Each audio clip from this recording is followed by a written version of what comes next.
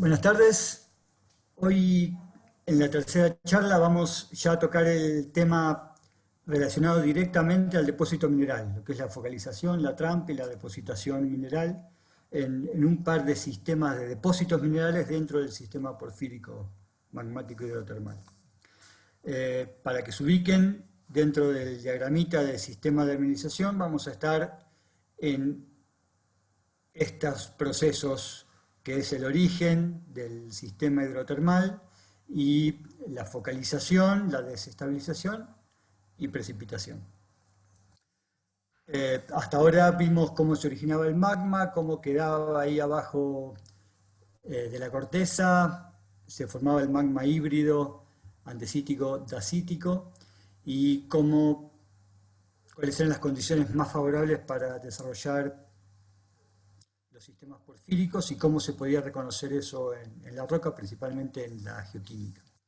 Y qué influencia tenía la configuración litosférica para focalizar esos magmas. Ahora vamos a seguir cómo asciende ese magma desde la base de la corteza.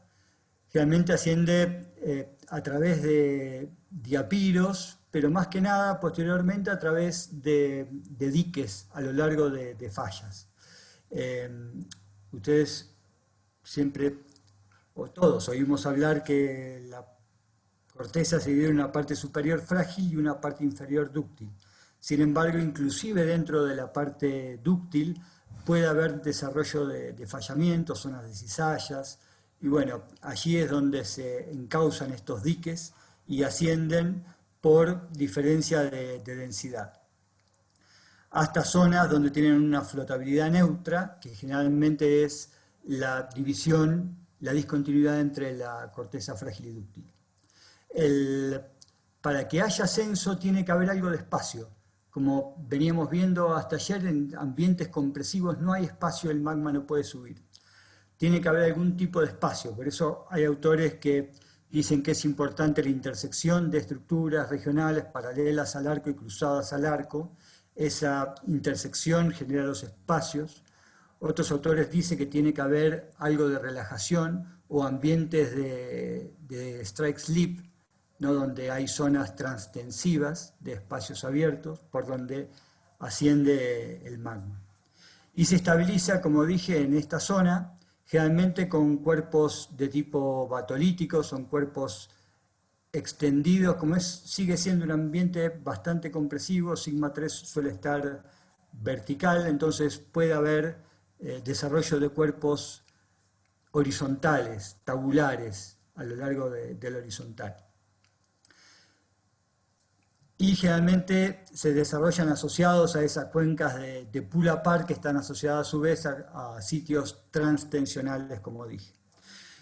También, como dije ayer, generalmente la falla principal, que puede ser la falla translitosférica, aunque puede tener una expresión en superficie, esa expresión se da a lo largo de franjas, de zonas de 20, 50, 60 kilómetros de ancho, y el ascenso de magma se da a través de fallas secundarias, donde los esfuerzos locales le permiten ascender porque son ambientes más extensionales, que ahora voy a mostrar por qué.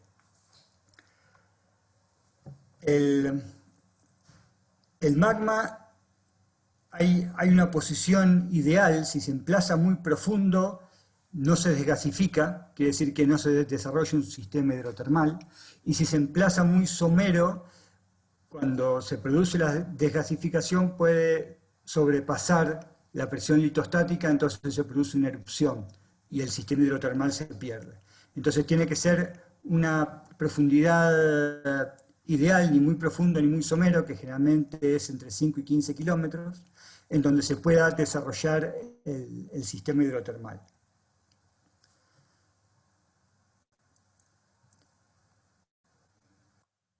El batolito está compuesto por distintas fases continuas, donde va cristalizando la fase anterior, pero antes de que cristalice totalmente llega una fase nueva que lo rejuvenece.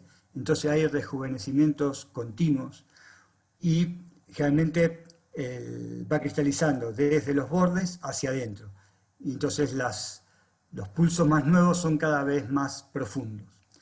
Y dentro de eso, cada pulso porfírico es un estadio único que puede empezar antes de la mineralización hasta estadios finales de la mineralización.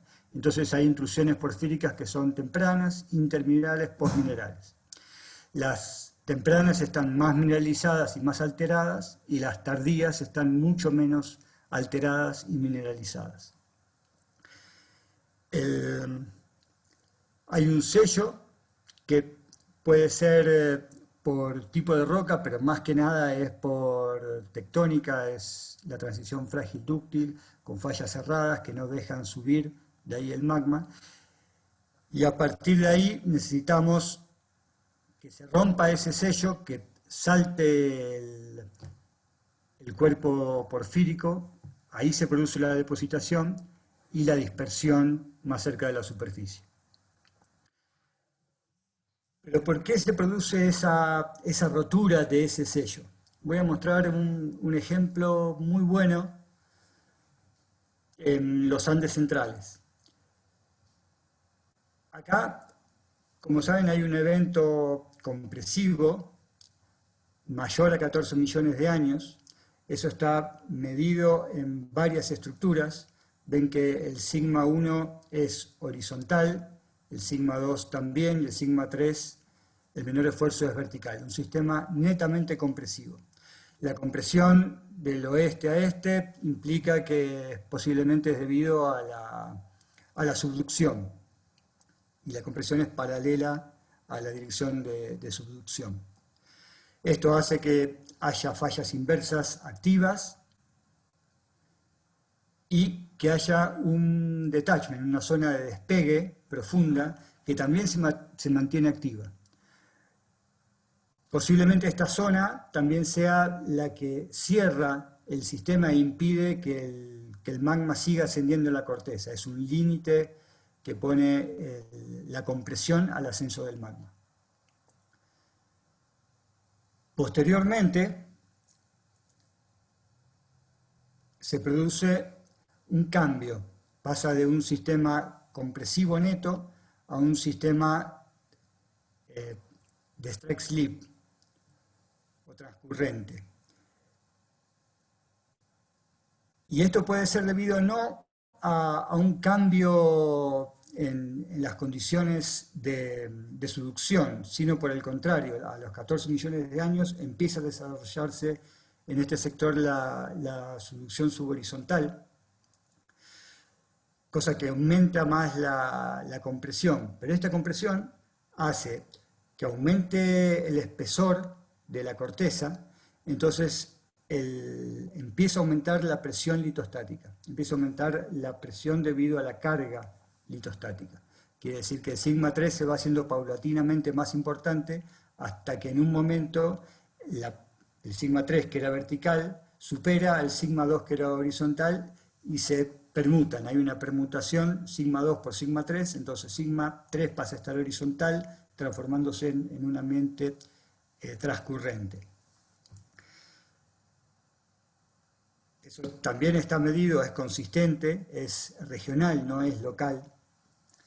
Y esto hace que se formen o se reactiven varias estructuras de segundo orden, en este caso de forma dextral de rumbo noreste.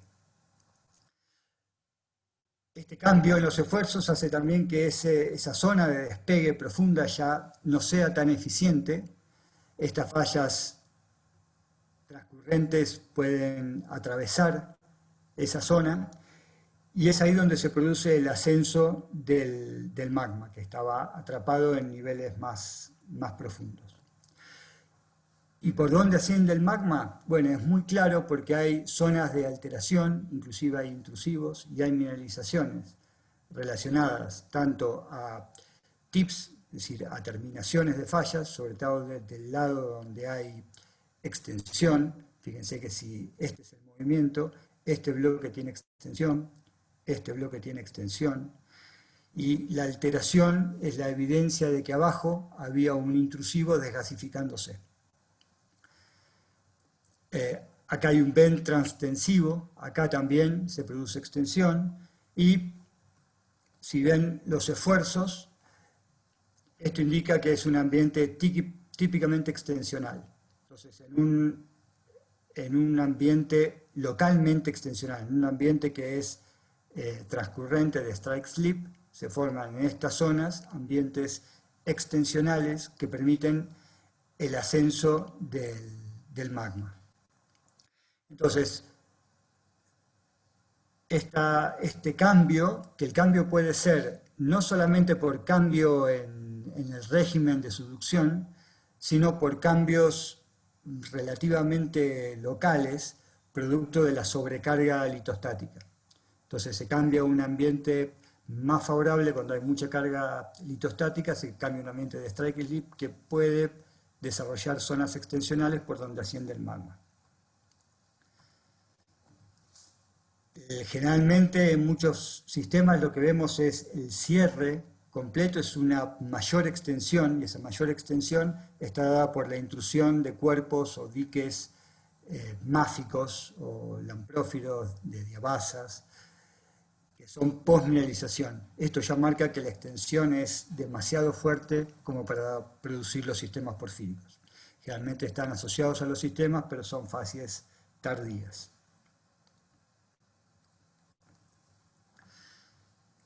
Entonces, en esas zonas donde se produce esa relajación, se produce la extrusión del magma,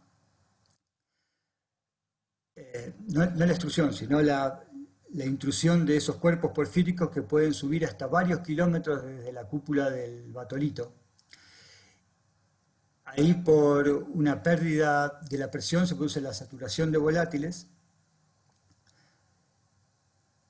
y esa saturación de volátiles va a formar la separación, sobre todo del agua, el CO2, que va a formar el sistema hidrotermal, que va a llevar consigo a los metales.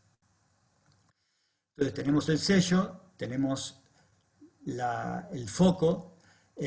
Cuando se produce el sistema hidrotermal, no solamente se produce la desgasificación del cuerpo porfírico, que es bastante pequeño, sino que eso actúa como una válvula de escape de todo el sistema.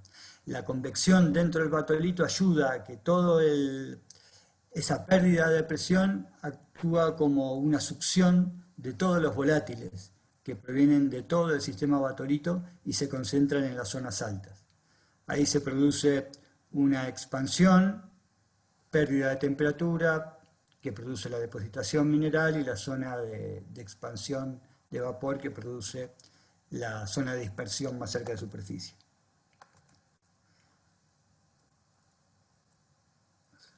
Recién.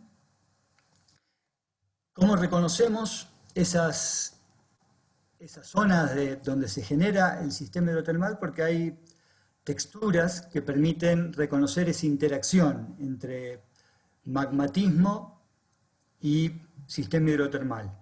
Hay texturas características como la solidificación unidireccional, generalmente de cuarzo, las cavidades miarolíticas, con depositación de minerales hidrotermales, los parches de alteración de alta temperatura, los diques de tipo betas de hidrotermales.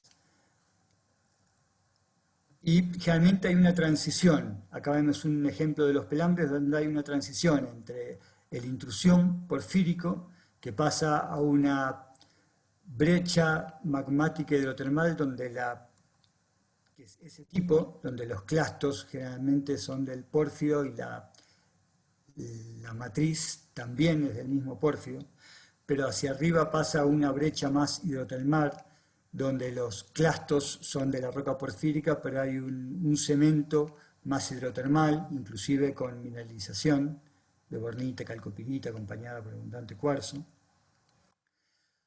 Y hacia arriba pasa a estas texturas de vetillas de cuarzo tipo sheeted veins,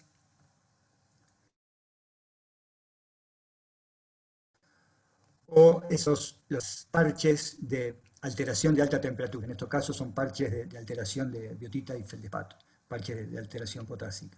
Entonces, esas son típicas texturas que indican que hay una mezcla entre la parte magmática y la parte hidrotermal, que se da hacia las zonas altas. Y esa zona es donde va a depositarse la mineralización. Todos los metales o gran parte de los metales se particionan a ese fluido hidrotermal rico en agua y se transportan principalmente los metales base, el oro inclusive y la plata a altas temperaturas, se transporta como complejos clorurados. Puede ser complejo clorurado de plomo, cobre, zinc, oro. Los complejos sulfurados son importantes para el transporte de oro y plata, pero por debajo de los 300 o 250 grados. Y fíjense que la salinidad está relacionada a la capacidad de transportar metales, quiere decir fluidos más salinos transportan mayor cantidad de metales, fluidos menos salinos pierden la capacidad de transportar metales a estas temperaturas. Y la solubilidad depende de la temperatura. A mayor temperatura, más salinidad, pero cuando baja la temperatura, la solubilidad decrece abruptamente. Y como cada metal, cada complejo clorurado tiene su solubilidad de acuerdo a la temperatura, eso nos va a dar que los metales precipiten a distintas temperaturas. Y eso es lo que nos da la zonación típica en estos ambientes. Con las zonas más calientes marcadas por cobre, oro, moly, que son los menos solubles. Después pasa zinc, plomo, plata, que son más solubles o resisten en solubilidad hasta temperaturas más bajas.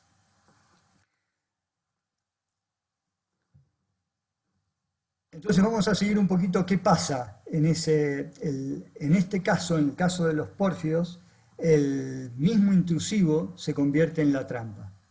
Generalmente, para que se desarrolle un depósito tipo porfírico, necesitamos que el fluido quede atrapado en este sistema, que puede ser por dos factores, o porque el ambiente sigue siendo bastante compresivo, con fracturas cerradas, entonces el fluido no puede escapar, o que la roca sea muy impermeable, como rocas generalmente los gabros o las rocas carbonáticas, las calizas.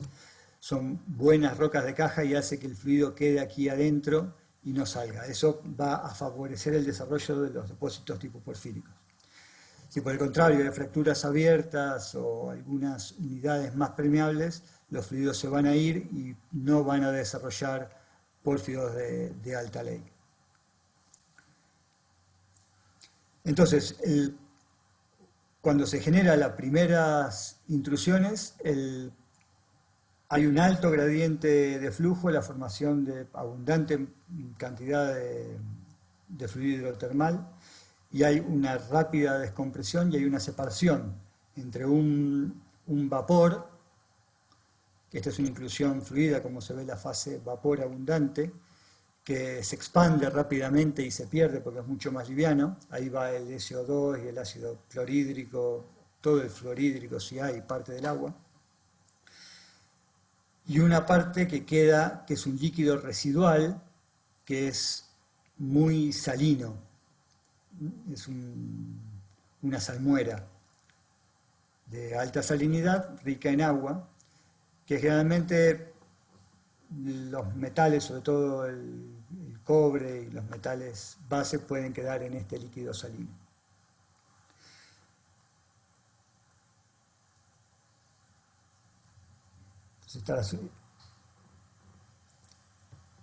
Este es un diagrama muy útil donde se ven las distintas fases minerales en este sistema en base a la temperatura y a la acidez. En este extremo está lo más ácido y acá lo más neutro en cuanto al pH. Entonces dijimos que teníamos los dos tipos de fluidos, el vapor, que va a condensar en esta composición, y el líquido denso, que está en profundidad, que va a tener esa composición. Entonces, viendo un poco qué pasa con este primero, que escapa del magma, como dije, es muy volátil, es muy liviano, va hacia arriba cargado en SO2 y ácido clorhídrico, preferentemente el SO2 se desproporciona y forma el ácido sulfúrico. y se va a condensar dentro del agua meteórica. El agua meteórica es calentada y la incorporación de este ácido hace que vaya bajando el pH. Cuanto mayor concentración de ácido, más baja el pH hasta que se forman aguas superácidas de pH de 1 o menos de 1. Esto hace que haya una lixiviación total en ese sector de la roca. Entonces, si acá tenemos el porfio, generalmente va a ascender a través de fracturas y se va a expandir en rocas permeables, en rocas favorables. Puede haber algunos domos intruidos, generalmente los domos, como se ve acá, son más impermeables, entonces los fluidos no lo atacan, o lo atacan solamente en los bordes, como bien se muestra acá en el esquema. Y todo el alrededor puede estar bien alterado por esa alteración ácida. El núcleo va a ser una roca completamente lixiviada, el ácido lixivia todo menos la sílice, que después recristaliza en cuarzo, formando una textura tipo cuarzo baggy. Y los halos van a tener una alteración donde podemos ver el pH neutralizándose hacia afuera. La primera zona va a ser con abundante lunita cuarzo, que va a pasar después a caolinita y finalmente a unilita o hilita marmorilanita. Pero eso lo vamos a dejar para después. Ahora quiero ver más qué pasa con el líquido denso que queda abajo. Ese líquido denso primero va a formar una alteración potásica, que puede ser con abundante feldespato potásico si la roca es más félsica, y tiende a ser con más biotita si la roca es algo más máfica, tipo andesita, diorita, esa composición. Después de ese fluido que se va separando, llega un momento que el sistema pierde energía, como dije, la cristalización del magma va siendo cada vez más profunda, el líquido se va absorbiendo a una presión cada vez mayor, entonces ya no forma dos fases, sino que queda en una fase simple. Esa fase simple del fluido tardío es el que va a formar la alteración sericita, o alteración fílica o alteración clorita sericita. Entonces, ese fluido va a tener dos posibles o tres posibles trayectorias. Si no se neutraliza con la roca de caja, sobre todo si sube al ambiente más alto, epitermal, dentro del litocap, puede mantenerse bien ácido y puede formar pirofilita, diquita, caulinita.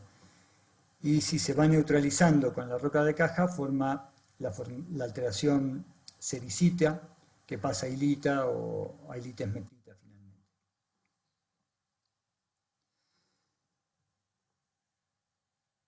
Entonces, antes de entrar con la precipitación de los minerales de mena, quiero hacer un par de definiciones para que quede claro cuando hablo de paragénesis y asociaciones. Y voy a definir lo que es la paragénesis mineral, que es un grupo de minerales que se encuentran en contacto directo y que se han precipitado en estabilidad de condiciones. Quiere decir que se precipitan simultáneamente bajo las mismas condiciones físico-químicas. No hay signos de reacción entre ellos. Mientras que la asociación mineral pueden estar juntos, pero eso no quiere decir que precipitaron simultáneamente y bajo las mismas condiciones. Por ejemplo, en la zona de alteración potásica que voy a mostrar ahora, la asociación común es pirita, calcopirita, bornita, magnetita. Sin embargo, las paragénesis que hay son distintas y evolucionan en el tiempo y pueden ser magnetita, bornita, o bornita, calcopirita, o calcopirita, pirita. Pero nunca hay en esta zona bornita más pirita. Y ahora voy a explicar por qué. Eso tiene que ver con el estado de sulfuración. Las paragénesis minerales están controladas por el estado de sulfuración del fluido. El estado de sulfuración se define como una relación entre la fugacidad del azufre y la temperatura. Y lo que hacemos para definirla es ver las reacciones entre distintos minerales que contienen azufre, es decir, entre los distintos minerales, entre distintos sulfuros. Por ejemplo, la relación pirrotina-pirita, fíjense que para formar pirita a partir de pirrotina hay que agregar azufre. Quiere decir que la pirrotina tiene un estado de sulfuración más bajo y cuando el estado de sulfuración aumenta por más fugacidad de azufre se forma pirita. Es así que se definen arbitrariamente varias zonas de estados de sulfuración. Hay una muy baja sulfuración, una sulfuración baja, intermedia y alta, que está definida por distintas reacciones que forman el límite. Por ejemplo, la calcopirita, que es de sulfuración intermedia, si agregamos azufre forma bornita más pirita, que es de alta sulfuración. Como dije, la pirrotina, que es de baja sulfuración, si le agregamos azufre forma pirita, que es de sulfuración intermedia. Y así se van definiendo las distintas zonas. Entonces tenemos este gráfico de fugacidad del azufre en base a la temperatura, que nos da el estado de sulfuración, y está definido el estado de sulfuración bajo, intermedio, alto y muy alto. Y generalmente los magmas de arco, que son los que estamos tratando, están acá, tienen una fugacidad muy baja. Y el sistema hidrotermal que se genera a partir de ese magma, también empieza con una fugacidad, un estado de sulfuración muy baja. Y va evolucionando. Generalmente los fluidos, normalmente, si no se neutralizan y no reaccionan con la roca de caja, tienden al descender la temperatura, tienden a aumentar el grado de sulfuración, siguiendo la línea de gas del azufre, hasta un punto en el que llega este es el límite superior que pueden llegar, que es la condensación del azufre, y ahí tienen una declinación de la fugacidad de azufre bastante importante, hasta otro buffer, que es el buffer inferior, que es el buffer de la roca de caja, o buffer de Gegenbach. Entonces, todos los sistemas naturales y sistemas de aminización varían en su fugacidad entre el límite superior, que es la condensación del azufre, y el límite inferior, que es el buffer de roca. Generalmente la trayectoria no es uniforme dentro de un solo estado, sino que van pasando a lo largo de la evolución de un sistema de un estado a otro. Nosotros muchas veces clasificamos los depósitos como los epitermales en base al estado de sulfuración, y los llamamos depósitos de alta sulfuración o de baja sulfuración, pero muy raramente los fluidos están dentro de un mismo estado de sulfuración durante toda su evolución, sino que van pasando de un estado a otro. La clasificación es bastante arbitraria y se da en base al estado que más resalta o más llamativo o más económico, pero no es el único estado de sulfuración en que se encuentra el fluido en ese sistema.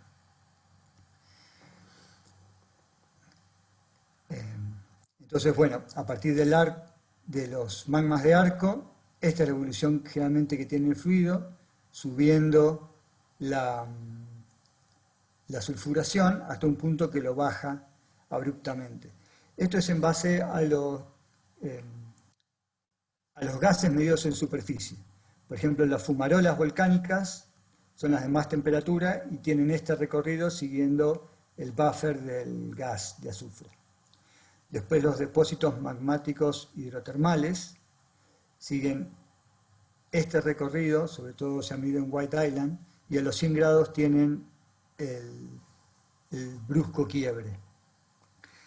Sin embargo, como mostré antes, ese quiebre brusco en los depósitos epitermales se da entre los 300 y 250 grados. mientras que en los sistemas naturales, magmáticos hidrotermales, se mide un poquito más bajo, 100 grados. Esa diferencia de temperatura se da porque en los sistemas estos magmáticos hidrotermales estamos midiendo en superficie, mientras que los sistemas hidrotermales de mineralización se pueden dar a 1 kilómetro o más de profundidad. Entonces hay una diferencia de presión y de entalpía que puede producir esa diferencia de temperatura. Entonces tenemos este gráfico que es bastante útil, que yo lo voy a ir mostrando para cada sistema que vamos viendo de cómo evoluciona los fluidos a lo largo de la historia del depósito. Entonces voy a empezar, como estábamos viendo, con el sistema tipo pórfidos, que como les dije, sale de un estado de sulfuración muy bajo. Realmente empieza con magnetita, bornita, que indica un estado de sulfuración bajo, y va hacia un estado de sulfuración intermedio con calcopirita, pirita y pirita finalmente. Entonces, esa es la secuencia de precipitación. Empezando con magnetita, que puede pasar a bornita, y finalmente calcopirita, pirita y pirita, formando todo un halo alrededor de la zona mineralizada. Esa precipitación está controlada por la relación SO2-H2S, que disminuye hacia arriba. Recuerden, bueno, y hay no me voy a entrar mucho con el desarrollo de vetillas, voy a decir que hay las vetillas tempranas, que son de alta temperatura, están relacionadas al estadio potásico, no tienen halo de alteración y pueden tener bornita o bornita calcopirita, y hay unas vetillas tardías de menor temperatura que están relacionadas a ese líquido fílico tardío que yo les mencioné, que como ya el sistema porfírico está más frío, generan un halo de alteración, que ahora voy a mostrar algunas fotos. Entonces, por ejemplo, estas son las vetillas A, que son irregulares, no tienen halo de alteración. Fíjense en las vetillas A. El sistema porfírico puede generar mucho espacio que es rellenado por este pulso hidrotermal, generalmente cuarzo, magnetita a alta temperatura, o biotita, con sulfuros. Recuerden que la trampa es el mismo pórfido, es el mismo cuerpo. El fluido este denso hidrotermal no se escapa del cuerpo. Por último, las vetillas D son más rectas porque el pórfido ya está más consolidado y generan un halo de alteración. Fíjense acá el halo fílico de alteración con sericita en una roca que originalmente tenía una alteración biotita potásica. Voy a mostrar un ejemplo donde se ve perfectamente que la trampa es el mismo cuerpo, sobre todo en este caso que es Grasberg, donde la roca de caja es una roca bien compacta, carbonática, que es toda esta secuencia. Acá el cuerpo mineralizado son estas partes rojas y violáceas, que se ven bien acá en el perfil. La parte roja es el primer pórfido, que después es cortado por el otro pórfido posterior, y en el centro lo ocupa el pórfido tardío, ya que, como les dije hoy, tiene menos alteración y menos mineralización. Si superponemos a esto, ese es el contenido de cobre, fíjense cómo concuerda perfectamente con el cuerpo mineralizado. Quiere decir que el líquido hidrotermal queda entrampado dentro del pórfido, dentro de ese intrusivo. Fíjense. Y los pórfidos tardíos están mucho menos mineralizados que los pórfidos tempranos. Si vamos al oro, ocurre exactamente los mismos. Coincide bastante bien con el cobre. La precipitación del oro y el cobre, al ser transportados por complejos clorurados, se produce por una disminución de la temperatura. en el rango de los 400 a los 250 para los pórfidos, y que se ve muchas veces beneficiada por el tipo de roca. Realmente cuando el tipo de roca tiene hierro o carbonatos, que es bastante reactivo, hacen que la precipitación sea más eficiente y se formen depósitos de mayor ley. Por último, fíjense que el MOLI también queda atrapado, pero ocupa una posición distinta, en este caso un poco más bajo. El MOLI no se transporta como complejo clorurado, sino como oxianiones de MOLI. Entonces, al transportarse de forma distinta, deposita también distinto en el tiempo, en la evolución del sistema. Generalmente el MOLI precipita un poco después, suele entrar no en las vetillas más tempranas A, sino en las vetillas B, que son un poquito más tardías. Como les dije, que es un sistema que se contrae, que va generando fluido cada vez más profundo, y en este caso, como no puede salir el fluido, precipita en zonas más profundas el MOLI, que es posterior. Hay otros casos en sistemas, por ejemplo, sistemas ricos en oro, que son de ambiente un poco más extensional, donde el fluido puede salir más libremente. El MOLI no se concentra, quiere decir que los pórfidos ricos en oro generalmente no tienen MOLI, y el MOLI, por el contrario, en lugar de estar abajo, forma un halo próximo, pero un halo más externo con relación a la mineralización. Por último, voy a mostrar, le mostré ayer cómo era el tamaño del pórfido, tenía que ver con el tiempo de duración.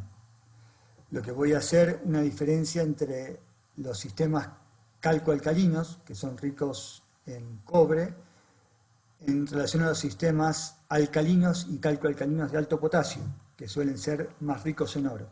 Fíjense, estos son los sistemas calcoalcalinos. Ahora estoy graficando el oro. Los sistemas calcoalcalinos son más pobres en oro, mientras que los sistemas alcalinos son más ricos en oro. Esto se debe a la posición de la trampa, es decir, a la posición en que se desarrolla el pórfido. Fíjense, acá está en relación a la profundidad, la relación cobre-oro. Si graficamos el cobre, fíjense que los depósitos más profundos son más ricos en cobre y más pobres en oro. Acá estoy graficando el oro. Mientras que los depósitos más someros tienen menos cobre y tienen más oro. Y los más someros son todos los alcalinos. Entonces, como decíamos ayer, para formar depósitos grandes tienen que ser depósitos longevos y profundos, que son los más longevos. Pero los más profundos son más ricos en cobre, mientras que los más someros son alcalinos. Los alcalinos se forman en un ambiente un poco más extensional, entonces como arcos de isla o ambientes postcolisionales, por eso pueden llegar más arriba en la corteza, y al llegar más arriba se beneficia la eficiencia en la precipitación del oro. Por eso son depósitos más ricos en oro.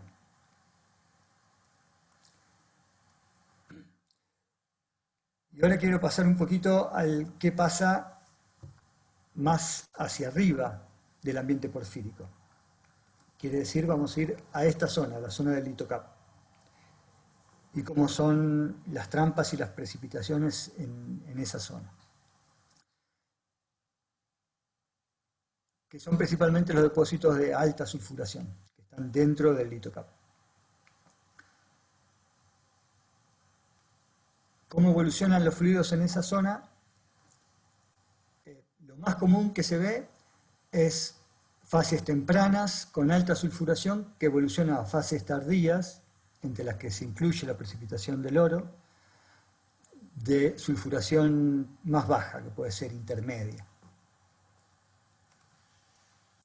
Otros depósitos, sobre todo los que están emplazados en zonas profundas, con control estructural, pueden tener solamente la fase de más, donde la sulfuración aumenta, desde fases tempranas de sulfuración intermedia a fases tardías de alta sulfuración, empezando con tenantita, terminando con enargita. Hay otros depósitos que tienen todo, tienen la curva completa.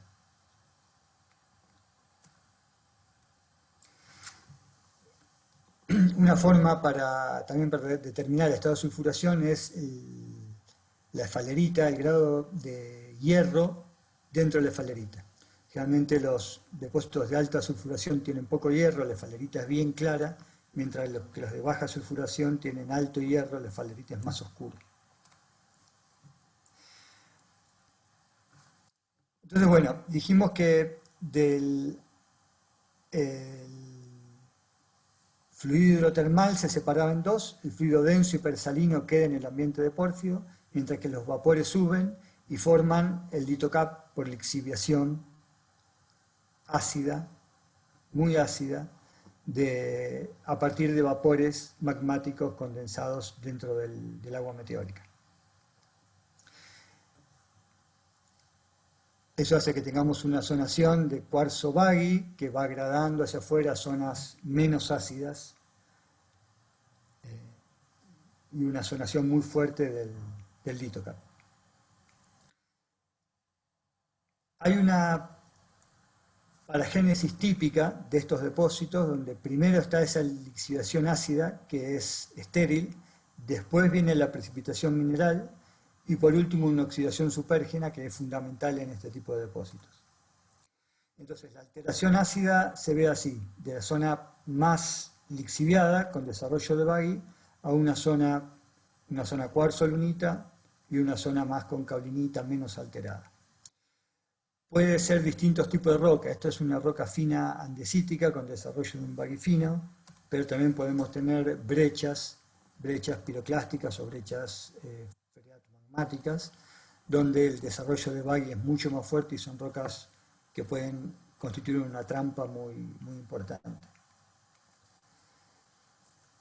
Acá vemos los distintos tipos de baggy en relación a los distintos tipos de roca. Tenemos rocas porfíricas, andesíticas, brechas con un baggy muy regular, pero muy buena permeabilidad para constituirse en roca de caja, ignimbritas con fiame, completamente reemplazadas. Posteriormente, una segunda etapa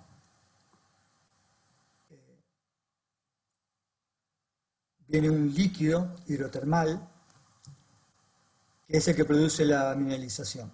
La mayoría de los lithocaps son estériles, solamente muy pocos pueden estar mineralizados, quiere decir que tienen presencia de este segundo evento hidrotermal que es el que mineraliza. Y este segundo evento hidrotermal primero precipita generalmente los sulfuros de cobre en oquedades dentro del baggy, que puede ser enargita, bornita, pirita o luzonita, famatinita. Y después viene un evento de cuarzo cristalino que puede estar asociado a la mineralización. Es muy difícil ver la mineralización, ya que muchos sistemas se encuentran oxidados y se pierde los sulfuros. Entonces lo que se ve generalmente es una jarosita gruesa que posiblemente esté representando que originalmente hubo sulfuro, posiblemente pirita o pirita oro. También puede haber alunita en hojas gruesa rellenando las cavidades. Esta es típica, o puede haber baritina también, y es importante esta alunita tiene una característica geoquímica muy particular que es la anomalía en plomo. Cuando vemos generalmente la fase inicial, la lunita inicial a partir de vapores magmáticos, no tiene anomalía geoquímica prácticamente, sin embargo estas alunitas tienen más anomalía geoquímica, principalmente en plomo, del orden de los 100 a 500 ppm de plomo. Y puede ser un buen indicador para la presencia de mineralización. Puede haber varios pulsos de mineralización. Este es un pulso inicial en Salares Norte, donde la mineralización rellena las oquedades, tiene entre 2 y 4 gramos de oro. Sin embargo, el pulso principal de mineralización es un pulso que produce un brechamiento por sobrepresurización de la roca, un brechamiento hidrotermal con precipitación de abundante cuarzo acompañado de oro, y ahí sí hay valores de más de 100 gramos por tonelada de oro. Este pulso son brechas hidrotermales típicas acompañadas de oro que obviamente después está oxidado. Ahí ven acá los óxidos, que es el tercer evento, es una oxidación supérgena, con generación de hematita o hidróxidos de hierro, bastante típicos, que acompañan a la alta ley. El control de estos depósitos, ¿cuál es la trampa? Puede ser o estructural o litológica. Y dentro de la litológica tenemos las brechas, principalmente brechas fratomagmáticas, o control litológico por niveles más permeables, como pueden ser rocas volcaniclásticas. Generalmente los depósitos más someros tienen tendencia a tener un control más litológico, los depósitos más profundos tienen tendencia a hacer el control más estructural, que son los más relacionados al ambiente de porfio. En este caso vemos, a partir del pórfido, emanan los gases, como dije, que son los que se condensan y forman esa alteración, que van a seguir una fractura, que son las raíces del litocap, y se va a propagar a través de las litologías más permeables, como pueden ser rocas volcaniclásticas. Un ejemplo típico de eso es Quimsacocha, en Ecuador. En Quimsacocha lo que vemos son zonas de fracturas por donde ascendieron, son las raíces. La conexión con la roca de caja es muy rápida, entonces hay un contacto neto entre la zona completamente lixiviada y en este caso una alteración cuarzo-alunita. A otra escala, a gran escala, se ve exactamente lo mismo. Son zonas, esta zona es una zona lixiviada. Los óxidos, en este caso hematita y jarosita, demuestran que hubo sulfuros originalmente que ahora están completamente meteorizados. El contacto es neto, bien neto, con una zona de cuarzo-lunita que pasa a caolinita. Hay depósitos completamente controlados por estructuras. Uno de los más típicos es Summitville, en Estados Unidos, y ahí se hizo un claro reconocimiento del halo de alteración, con la zona mineralizada exclusivamente dentro del bagui, controlado por una estructura, que ese fluido inicial pierde reactividad, que decir que se neutraliza con la roca de caja muy rápidamente, dando paso a distintas zonas en las que podemos claramente mapear el pH de las zonas por los minerales que la forman. Entonces, el cuarzo bagui se forma pH menor a 2, pero rápidamente se va neutralizando una zona de alinita, caolinita, entre 2 y 4, y ya más hilita, morillanita, que es 4 o 6. En cuanto a la mena, en este tipo de sistemas lo vemos muy claro en el Indio, por ejemplo, que es otro sistema controlado por estructuras en Chile, donde se ve en la paragénesis un estadio inicial, que es la alteración ácida que desarrolla el bagui, la caolinita, lunita. Después hay un primer estadio de precipitación de alta sulfuración, con pirita, enargita y calcopirita, y después va bajando tanto la sulfuración como la acidez, posiblemente por interacción con la roca de caja. Como son estructuras, es más fácil que interactúe con la roca de caja y en las zonas distales ya tenemos la precipitación del oro o minerales de sulfuración intermedia como tenantita, falerita, galena, asociado a una alteración sericítica, evidenciando que el sistema ya no es tan ácido. Entonces esos son los ambientes y las trampas y cómo precipita la mineralización dentro de esas trampas.